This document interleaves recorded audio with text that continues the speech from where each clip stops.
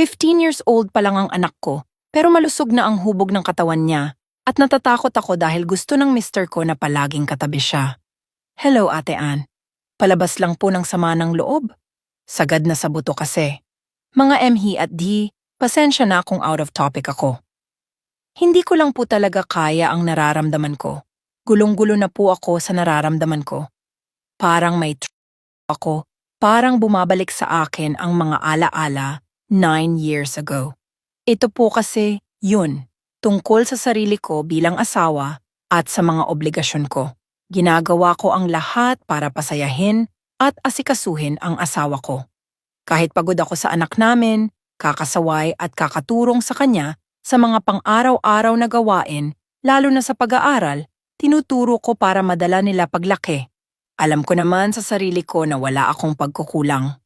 Ang asawa ko po ay minsan lang umuwi dahil stay-in siya sa trabaho. Pero kapag umuuwi siya, wala man lang pangungumusta o pagpapahalaga. Masakit po talaga sa pakiramdam na lahat ng effort ko bilang asawa ay parang balewala sa kanya. Pero kapag nag-uutos siya, akala mo robot ako na hindi napapagod. Tungkol naman po sa pera, tagilid na rin siya sa pagbibigay, may sumbat pa. Kaya wala akong magawa kundi mag-adjust. Dati akong martir, pero binago ko na ang sarili ko dahil nagbago rin siya sa akin. Ito po ang kinakatakot at kinaiinisan ko. May dalaga na akong anak pero bata pa naman siya bago siya nagdalaga.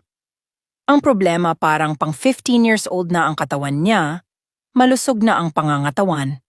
Natatakot po ako. Simula nang magdalaga ang anak ko, napapansin kong palaging inaasikaso siya ng papa niya. Ang anak ko naman, todo iwas. Pero ang kinakatakot ko, gusto pa ng asawa ko nakatabi sa pagtulog ang dalaga naming anak. Gusto niyang pagitnaan namin siya ng dalawa kong anak. Natatakot po ako na baka pag-interesan ng papa niya. Alam ko po ang ugali ng asawa ko.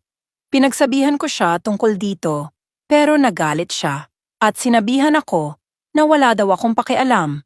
Paano na lang ako makakapagtrabaho kung sila lang ang maiiwan sa bahay?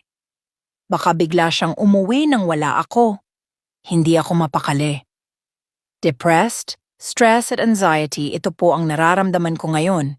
Tuwing gabi na umuuwi ang asawa ko, hindi ako makatulog. Binabantayan ko po ang anak kong babae kasi mas gusto pang katabiin ng asawa ko. Nagagalit pa siya kapag hindi nakikinig ang anak ko kapag tinatawag niya. Napansin ko rin na kapag ako ay nasa baba, tatawagin niya ang anak ko paakyat. Pag akyat, hinahalikan at niyayakap niya ito. Kabado po ako at hindi ako makatulog ng maayos kapag nandito ang asawa ko.